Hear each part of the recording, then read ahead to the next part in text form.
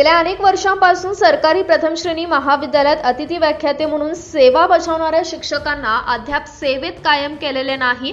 त्यामुळे सेवेत कायम करण्याच्या मागणीसाठी राज्य अतिथी व्याख्याते संघटनेच्या आदेशानुसार बेळगावात आज अतिथी व्याख्यात्यांनी आंदोलन छेडले आहे। त्यांना 6 महिन्याचे वेतन ते सुद्धा अपुरे दिले जात आहे। त्यात चरितार्थ चालवणे त्यांना कठीण झाले आहे। त्यामुळे समर्पक वेतनासह सेवा सुरक्षा देण्याच्या मागणीसाठी राज्यात अतिथी व्याख्याते अनेक वर्षांपासून लढा देत आहेत।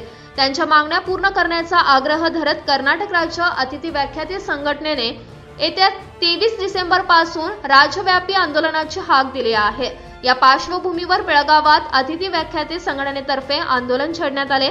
शहरातील चन्नम्मा चौकापासून अतिथी व्याख्यात्यांनी गुरुवारी सकाळी जिल्हाधिकारी कार्यालयावर मोर्चा काढला। अतिथी व्याख्यात्यांना सेवा सुरक्षा द्यावी, विविध सोयी सुविधा द्याव्यात या मागणीच्या घोषणा देत जिल्हाधिकारी कार्यालयावर मोर्चा काढून तेथे निदर्शने करण्यात आले आहेत। यापूर्वी 1994-2003 मध्ये तत्कालीन सरकारने अर्धा वेळ शिक्षकांना सरकारी सेवेत सामावून घेत विविध सुविधा दिल्या आहेत। त्याचप्रमाणे आमच्याबाबतही निर्णय घ्यावा अशी मागणी या दरम्यान करण्यात आली।